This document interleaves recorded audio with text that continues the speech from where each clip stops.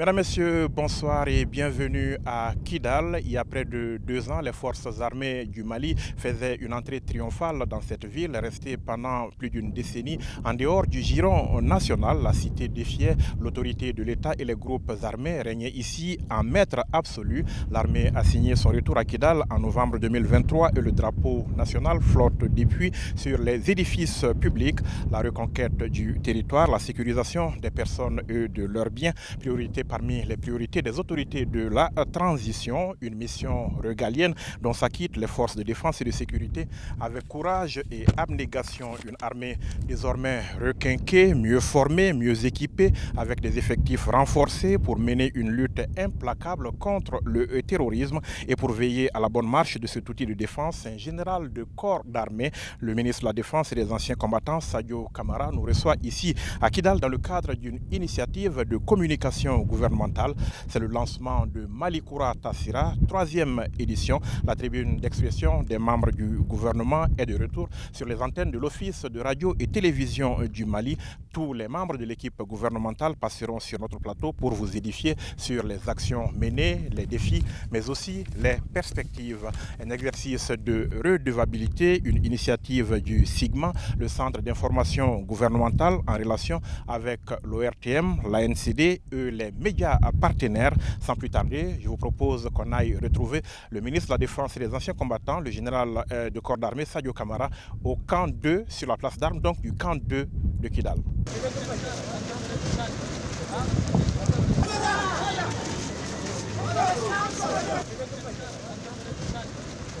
Monsieur le ministre, bonsoir. Bonsoir. Merci de nous accueillir donc ici à Kidal et avec moi pour vous interroger Sékou Tangara de Africable Télévision. Bonsoir Sékou. Bonsoir Yaya, bonsoir Monsieur le ministre. Et pour commencer, chers téléspectateurs, nous vous invitons à suivre un condensé des activités menées par le département. C'est dans ce reportage signé Bourama Traoré. L'armée malienne renaît de ses cendres et reconquiert son statut historique de force aguerrie et combative au seul service de la défense du pays.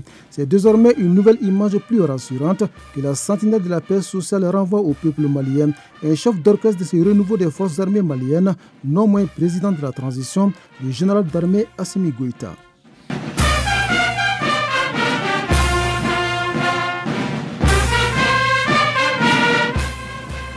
C'est une vérité incontestable. L'armée est un pilier essentiel sur lequel s'est bâtie une société stable et en paix. Sans elle, la réalisation de ses aspirations devient une utopie, une évidence qui sonne aujourd'hui comme une priorité absolue. C'est dans ce cadre qu'un vaste programme annuel de recrutement des milliers de jeunes dans les différents corps des forces armées maliennes est adopté.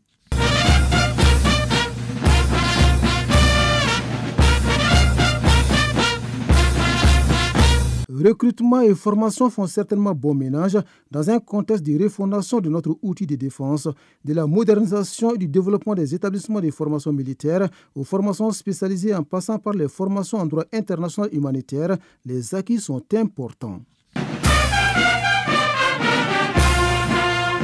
Dans les airs, l'armée malienne règne désormais en maître absolu. Il y a quelques mois, le ciel national était orphelin des vecteurs aériens dignes de ce nom pour la reconquête de la souveraineté territoriale. L'acquisition de ces avions de pointe permet aujourd'hui aux forces armées maliennes de mener ce combat avec sérénité. Au sol également, la mobilité est devenue très facile pour les forces armées maliennes grâce à ces nouvelles acquisitions. Des véhicules tactiques de combat, d'engins blindés, des camions logistiques ou encore d'ambulances permettent aux FAMA de répondre aux impératifs opérationnels sur les théâtres.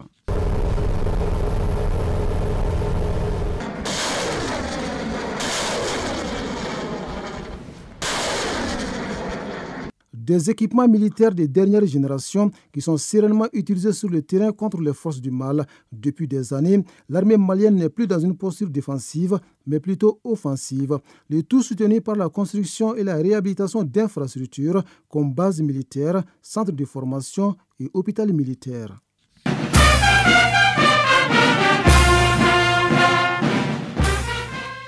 La chasse aux ennemis de la paix est donc lancée à travers des opérations militaires, avec à la clé le démantèlement de plusieurs bases terroristes et la saisie d'engins et de matériel. Dans cette opération antiterroriste, le ministère de la Défense met un point d'honneur sur les partenariats bilatéraux et multilatéraux. La coopération avec les forces étrangères, notamment la force conjointe de l'AES, en est la parfaite illustration. Parallèlement, les forces armées maliennes mènent des opérations civilo-militaires. Pour mieux faire connaître par le public les opérations des FAMA, le ministère en charge de la Défense s'appuie sur la communication. C'est ainsi qu'il s'est doté d'une nouvelle radio et d'une web TV, en plus d'un site internet. Car il est désormais clair, dans un contexte d'insécurité et de lutte contre le terrorisme, vouloir toujours compter sur les autres est un choix très risqué. Nous sommes donc, Monsieur le ministre, ici dans ce camp jadis occupé par la MINUSMA, le fameux camp qui a fait en son temps couler beaucoup d'encre et de salive. Désormais, ce sont vos hommes qui sont ici, 19 mois déjà, si mes calculs sont bons, que vous occupez les lieux. Comment se présente aujourd'hui la situation sécuritaire à Kidal? Merci beaucoup de me recevoir sur votre plateau. Permettez-moi de saluer son Excellence le général d'armée Assimi Goïta qui a autorisé cette mission. Je voudrais profiter aussi pour remercier le général El Hadji Gamou, gouverneur de la région de Kidal, et son staff, tous les porteurs d'uniformes et la population civile de Kidal pour l'accueil chaleureux réservé à moi-même et à ma délégation. Permettez-moi de rendre hommage à tous ceux qui ont donné leur vie pour défendre notre honneur, notre liberté et notre souveraineté.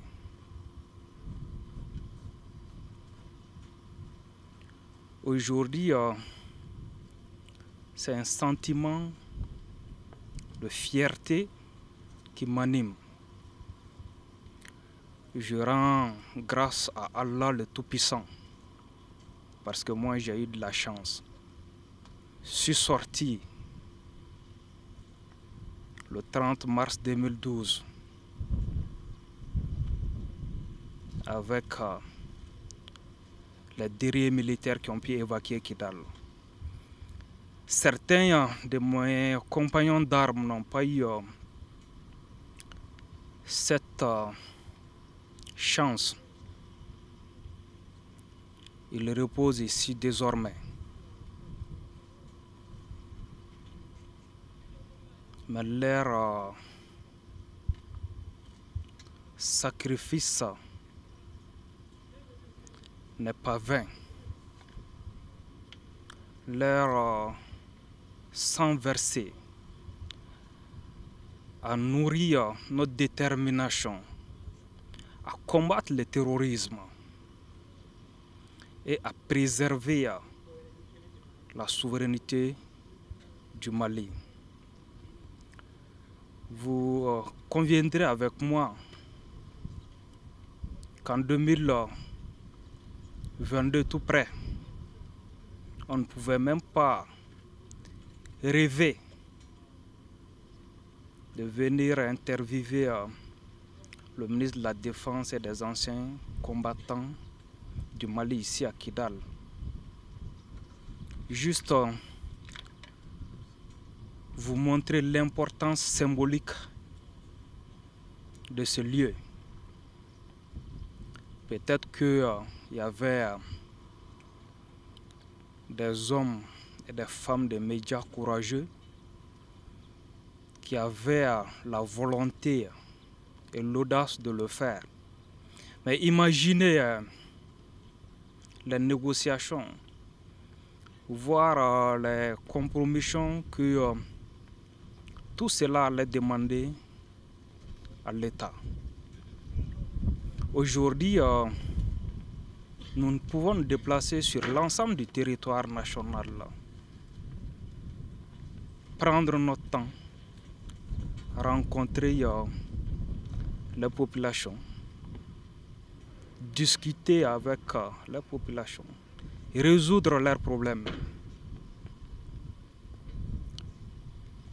Pour symboliser notre mission et évaluer les progrès réalisés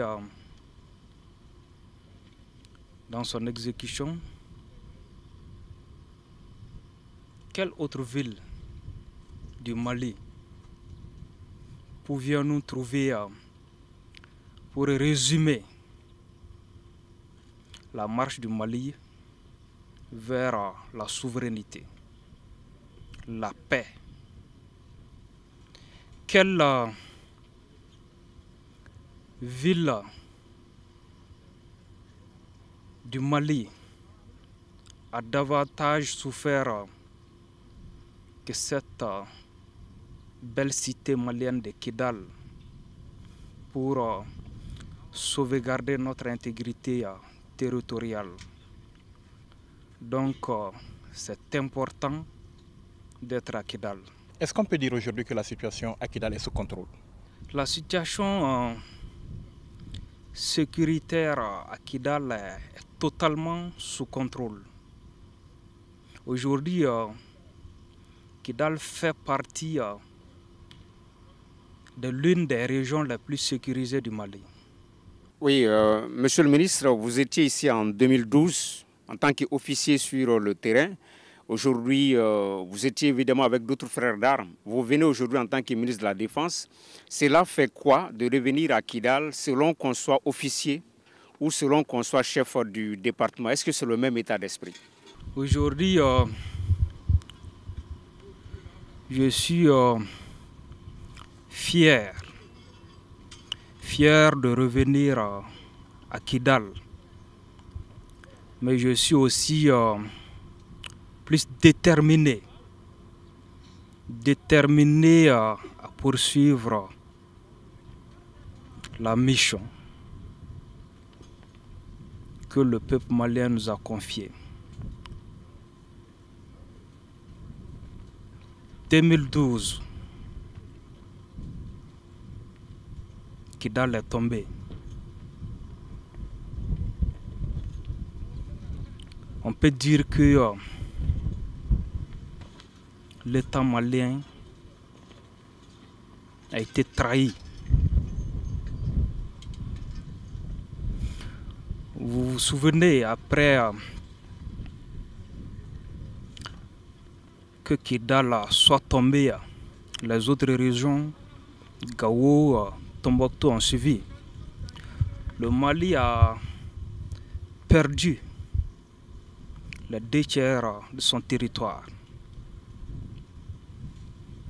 Nous avons bénéficié de l'aide de la communauté internationale. Il y a eu une reconquête. Sévaré, Tombouctou, Gao, ça s'est très bien passé. Mais concernant Kidal, on a empêché aux militaires maliens d'y accéder. On a chassé les terroristes, on a réinstallé les indépendantistes. Juste vous montrer la complicité entre certains pays et ces mouvements indépendantistes. Aujourd'hui, nous rendons grâce à Allah. Malgré la présence de toutes ces forces, la situation sécuritaire continuait à se dégrader. Le peuple malien a demandé et a obtenu le départ de ses forces. Et aujourd'hui, les FAMA ont repris le contrôle de toutes ces zones qui étaient occupées par ces forces. Monsieur le ministre, parlant toujours de situation sécuritaire de la région, quand on dit Tinzaouaten, cela résonne un peu dans le subconscient des Maliens de façon un peu triste. Alors c'est à 230 km d'ici, si je ne m'abuse, à vol d'oiseaux, Tinzaouaten qui cristallise un peu les tensions. Quelle est la situation aujourd'hui à ce niveau et peut-être un peu au-delà dans toute la région de Kidal? Les forces armées maliennes sont debout. Les FAMA poursuivent leur mission régalienne de sauvegarde de l'intégrité du territoire national et de protection des personnes et des biens. Les militaires maliens contrôlent tout le territoire national. Quand on dit Tinzaouaten aussi, cela évoque cet incident entre guillemets survenu entre le Mali et l'Algérie, incident donc qui a ravivé les tensions entre les deux pays quand un de vos drones a donc été abattu. Comment est-ce que vous gérez cette situation? La destruction de notre drone est un acte grave. Quand nous avons été informés, nous avons tout de suite actionné les canaux diplomatiques et militaires pour avoir plus d'informations. Mais soyons précis, le Mali ne tolérera aucun acte d'agression contre ces appareils de défense. Nous ne céderons à aucune intimidation, à aucune pression extérieure.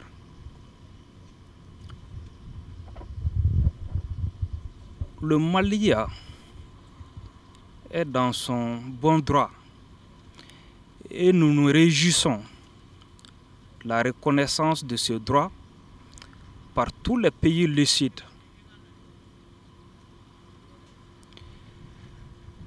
Nous avons vu la solidarité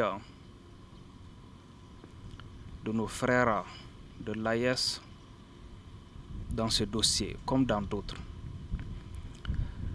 Cette solidarité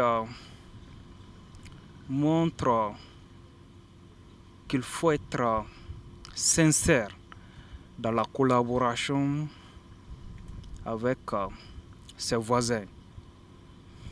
Nous ne sommes pas dans la logique d'une escalade. Nous laissons cela à ceux qui manquent de vision. Aujourd'hui, le Mali est capable de contrôler son ciel.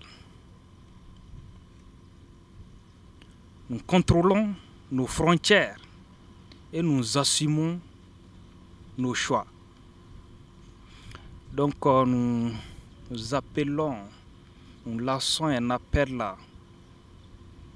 à nos voisins et partenaires algériens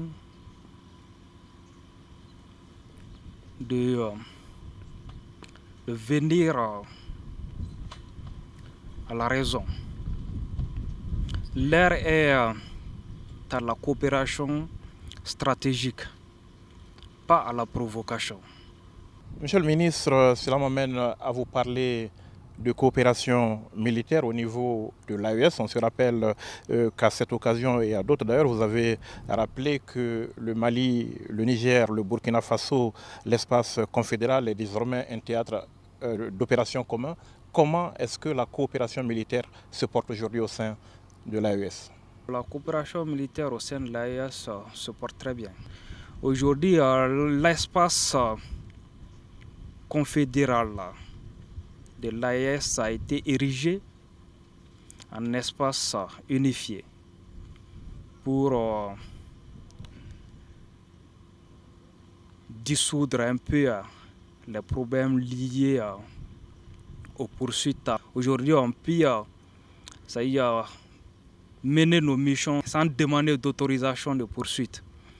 Et aujourd'hui, avec la mutualisation des moyens et le partage de renseignements, plusieurs opérations ont été menées dans le cadre de l'AIS, notamment l'opération IRECO 1 et IRECO 2, qui ont obtenu de très bons résultats. Et nous pouvons dire que c'est une initiative qui nous a permis de pouvoir porter un coup dur à l'ennemi. Est-ce que la coopération militaire au sein de l'AES, on peut parler d'exclusivité, et les autres pays voisins, est-ce qu'on va continuer également à coopérer militairement avec eux ou c'est exclusivement autour de l'AES, monsieur le ministre? Vous savez, le Mali coopère avec tous les pays qui désirent travailler avec nous. Contrairement au message que nos ennemis essayent de faire passer. Aujourd'hui, tous les États qui désirent travailler avec le Mali, il faut qu'ils acceptent seulement de nous reconnaître en tant qu'État et de respecter les 3 principes édictés par le chef de l'État, les 3 principes qui guident l'action gouvernementale. Le Mali travaille avec plusieurs autres pays, notamment les voisins. Il y a eu notamment une rencontre avec le Sénégal. Nous faisons des patrouilles avec le Sénégal et nous coopérons avec la Chine, la Russie, la Turquie et plein d'autres pays. On parle de plus en plus de l'opération Dougoukoloko. De Maliko, on va à Dougoukoloko. Pour le profane, le citoyen lambda, ça va impliquer quoi? Qu'est-ce qui va changer concrètement de Maliko à Dougoukoloko? Aujourd'hui, l'opération Dougoukoloko a succédé à l'opération Maliko. Après 5 années d'opération militaire ayant permis de restaurer l'autorité de l'État à l'est et au centre du pays. Ce nouveau plan a été initié après l'atteinte des objectifs du plan Maliko. Avec Dougoukoloko, un autre théâtre appelé Théâtre Sud a été créé, en plus des 2 précédents mis en place dans Maliko. L'objectif du plan Dougoukoloko est de garantir l'autorité et la souveraineté de l'État sur l'ensemble du territoire national, tout en éliminant les menaces terroristes et criminelles. On parle de posture offensive, puisqu'il y a quelques années, les camps au Mali étaient souvent occupés par les terroristes, et réoccupés même le lendemain. Et depuis quelques années, c'est une posture offensive. L'armée malienne a l'initiative. Et pour certains, c'est la cohésion, la convergence du politique et du militaire qui nous a amené à ce résultat-là. Selon vous, en quoi c'est important, cette convergence-là? Son Excellence le général d'armée Assimi Goïta a donné comme instruction de remettre l'armée sur pied. Et la priorité a été donnée à l'armée. L'effectif des FAMA a été renforcé avec un recrutement de 9500 personnels, toutes catégories confondues. Ce renforcement a pour but d'honorer les engagements opérationnels et de pouvoir jouer pleinement notre rôle dans le cadre de la synergie intergouvernementale pour stabiliser durablement les zones qui étaient sous contrôle des groupes armés terroristes. Ce renforcement en effectif s'est accompagné par la mise à disposition d'infrastructures modernes afin d'offrir aux hommes des conditions décentes de travail et de sécurité. Ces infrastructures rentrent aussi dans le cadre du maillage territorial. Et le renforcement en capacité s'est étendu également à l'acquisition de matériel et d'équipements ultramodernes de combat et de surveillance du territoire.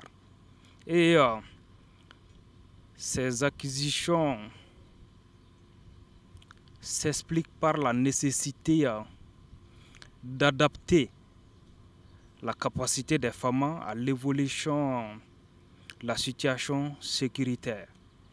Monsieur le ministre, les Maliens sont fiers, tous les Maliens peuvent être fiers de cette montée en puissance, mais souvent ils ont des inquiétudes quand ils voient des attaques le long des corridors, Sandaré, Sebabougou. Est-ce qu'ils ont raison d'être inquiets à ce niveau? C'est vrai, il y a une montée en puissance, les principales villes sont occupées, l'armée est présente, mais ces petites attaques-là, souvent pas loin de Bamako, est-ce qu'il y a des motifs d'inquiétude selon vous?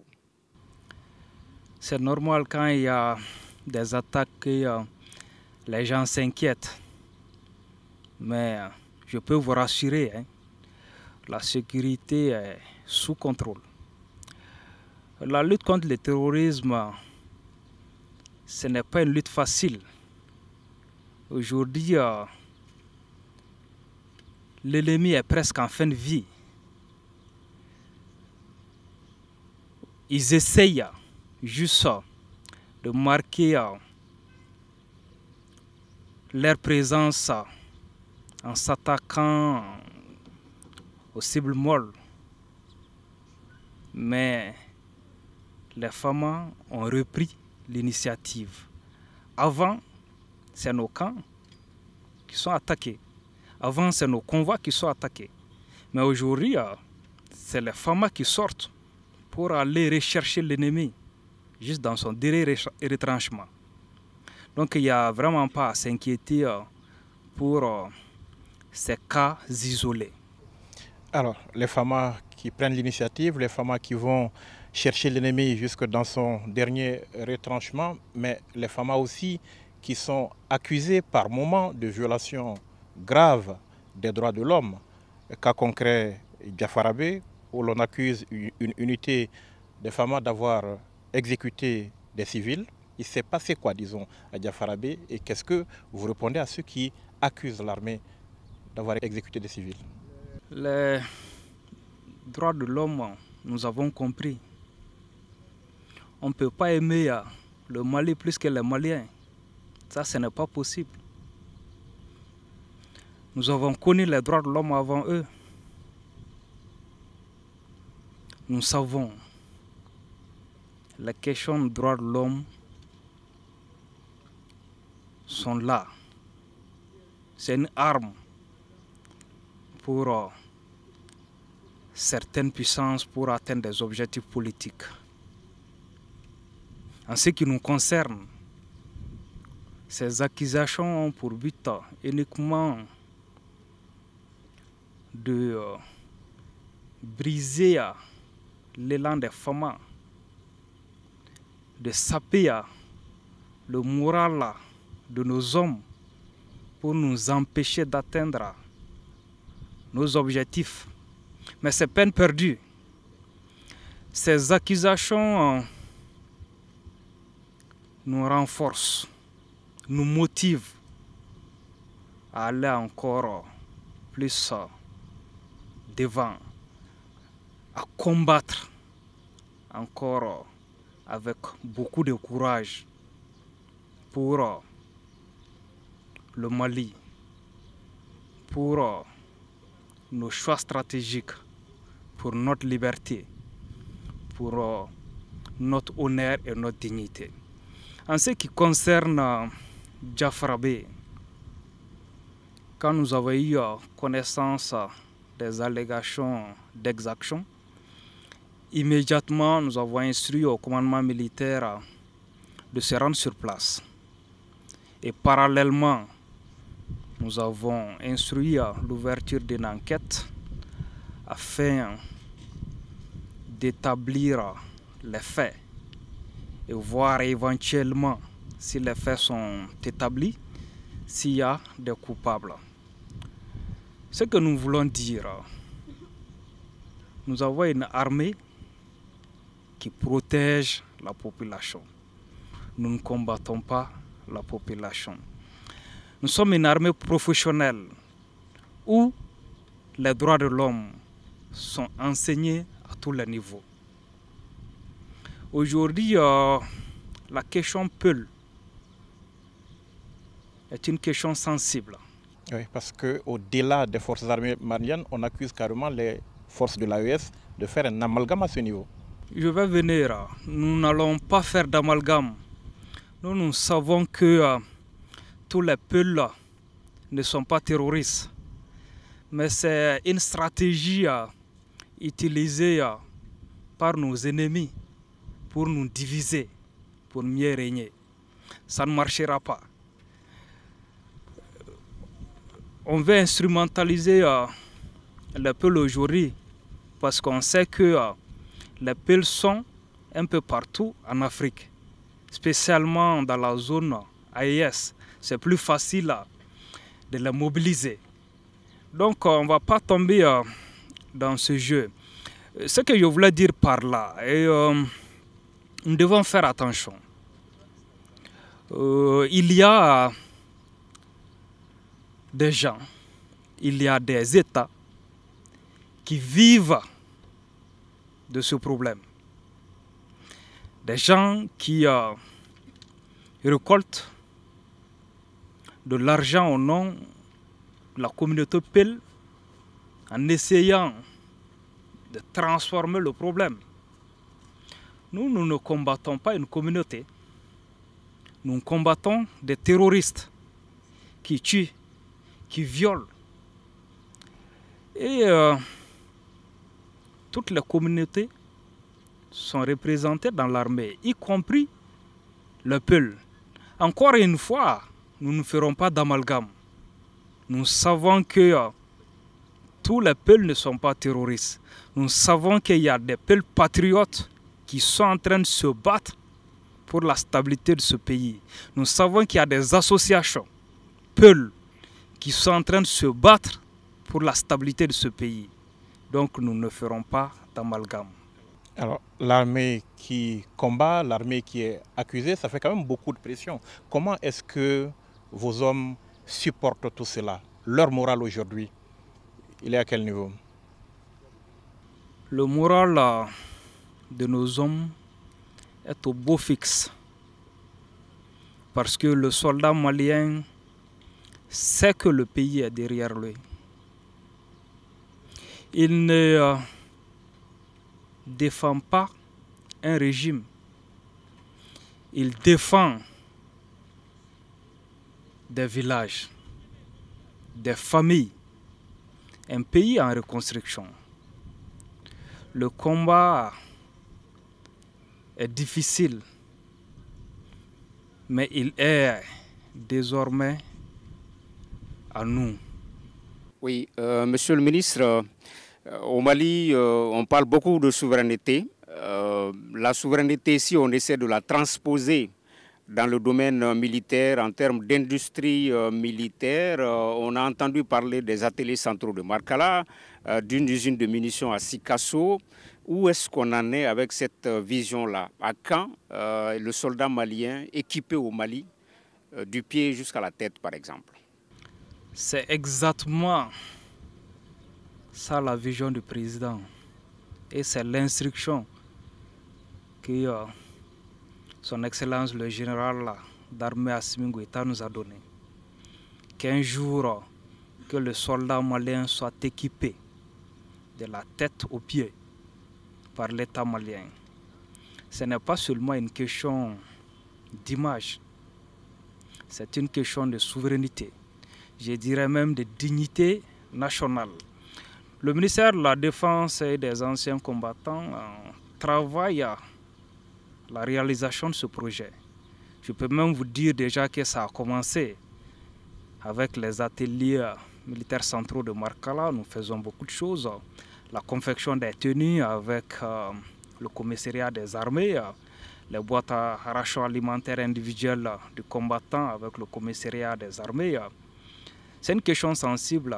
Je ne veux pas m'aventurer pour ne pas dévoiler notre stratégie.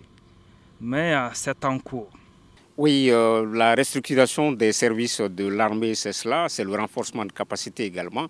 Quelle autre vision se décline autour de ce projet-là, monsieur le ministre? Quand l'armée est au volet, il faut forcément que les services, les structures évoluent aussi. C'est dans ce cadre que le ministère de la Défense et des anciens combattants a procédé à la relecture de certaines de ces structures clés, comme la direction des écoles militaires, la direction du sport militaire, l'Office national des anciens combattants militaires et retraités et victimes de guerre du Mali.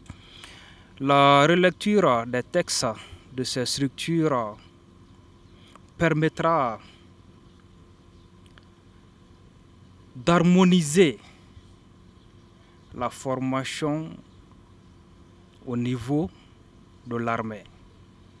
C'est bon d'avoir les équipements, mais il faut au moins connaître des hommes bien formés.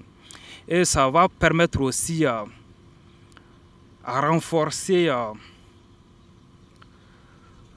l'entraînement physique et la cohésion au sein des femmes et garantir une meilleure prise en charge des anciens combattants, des militaires retraités, les victimes militaires et leurs familles. Depuis qu'on est là, nous avons eu l'opportunité, le privilège de vous suivre, monsieur le ministre, mais vous avez régulièrement fait mention au président Assimi Goïta, chef suprême des armées. Monsieur le ministre, c'est un peu surprenant pour nous, journalistes, qui sommes à la confluence des opinions sur les réseaux sociaux où on entend certains Maliens dire que ça ne va pas trop entre le ministre de la Défense et le président de la transition. Voilà, alors que vous, régulièrement, vous avez cité le président de la transition. Qu'est-ce qu'on peut dire là-dessus au niveau de l'opinion, par exemple? Le général d'armée Assimi Goïta, c'est quelqu'un que moi je connais très bien pour avoir combattu avec lui. Théâtre et Salet ensemble. Fait plusieurs missions ensemble. On peut tout dire, sauf qu'il n'aime pas le Mali. C'est une stratégie des ennemis du Mali pour nous diviser, pour nous opposer. Ça ne marchera pas. Nous avons compris. Je sais que la majorité des Maliens a compris. Alors, est-ce que cette atmosphère d'entente cordiale, on va la qualifier ainsi, qui existe entre vous, si j'ai bien compris ce que vous répondez à Sékou, s'étend aussi au corps d'où vous êtes issus, chacun de vous? Aujourd'hui, la cohésion au sein des porteurs des réformes n'a pas d'égal.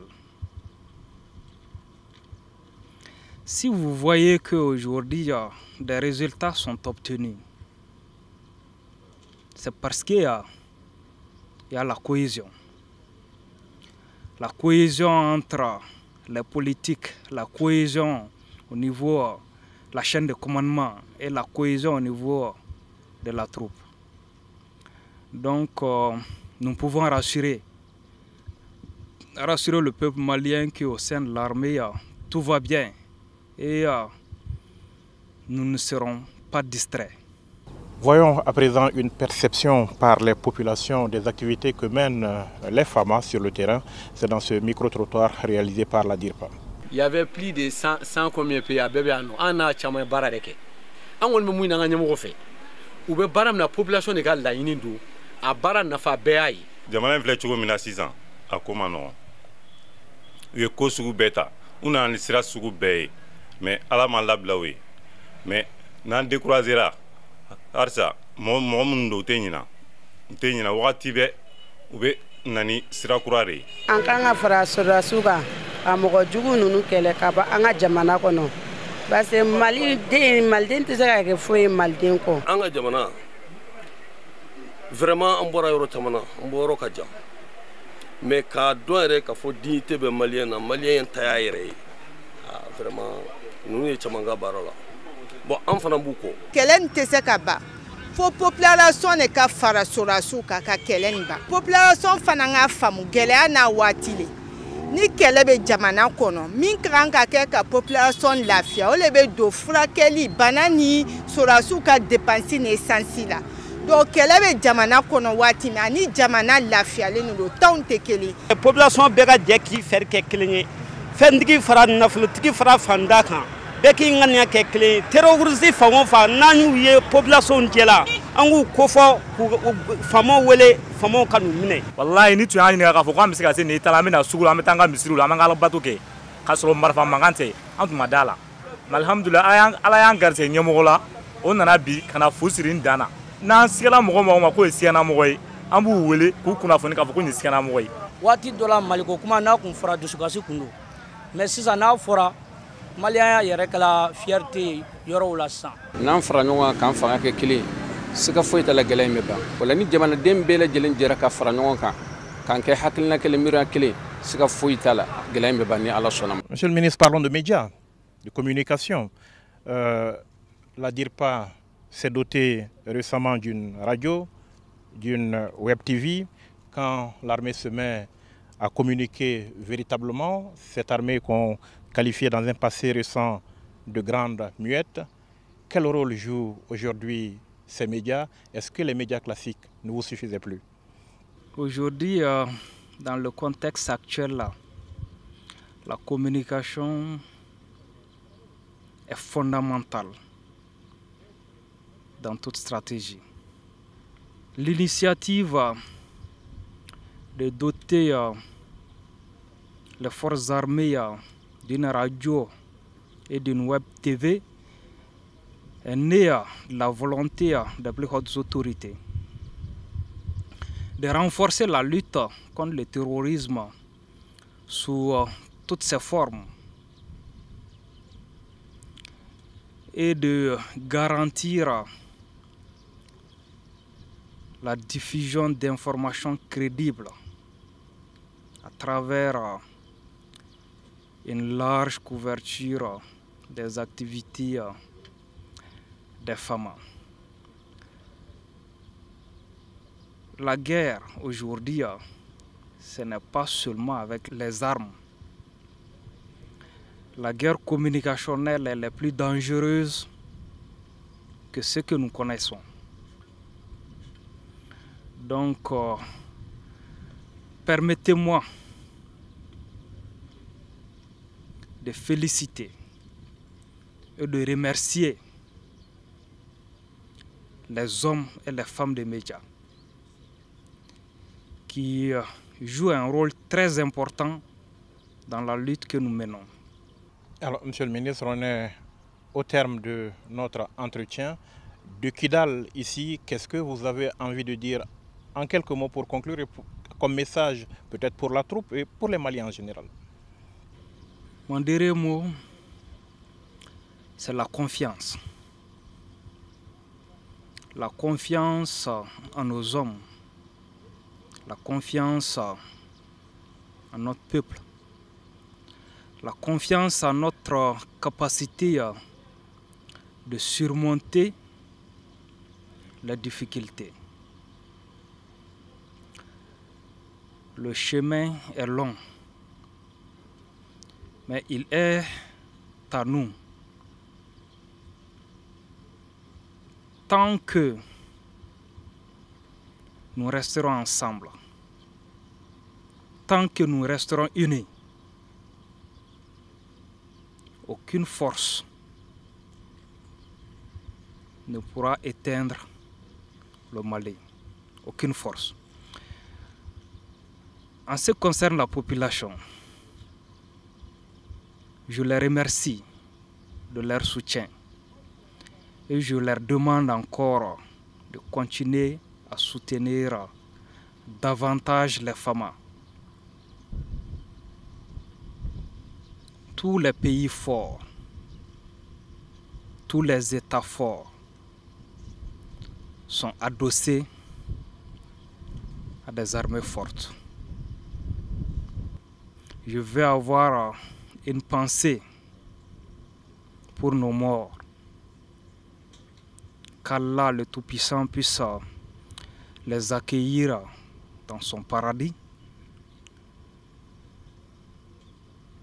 Ils ne sont pas morts pour rien. Grâce à eux, aujourd'hui, le Mali est unifié. Je souhaite un prompt rétablissement à tous les blessés et je rassure les otages et les parents des otages. Nous sommes en train de travailler pour qu'ils puissent nous rejoindre, pour qu'ensemble on termine le travail que nous avons commencé ensemble. Nous vous souhaitons encore une fois beaucoup de succès, beaucoup de réussite dans cette mission pour le Mali. Et nous vous remercions, Monsieur le ministre, d'avoir répondu à nos questions. Merci beaucoup. Merci, Sékou Tangara. Merci, Yaya. Merci, mesdames, messieurs, de nous avoir suivis. Malikoura Tassira revient demain, même heure, même antenne. Vous retrouverez toujours le général de corps d'armée Sadio Kamara en langue officielle Bamanankan cette fois-ci avec Marc Koulibaly et Seydou Traoré. Excellente soirée, bonne suite de programme sur le RTM.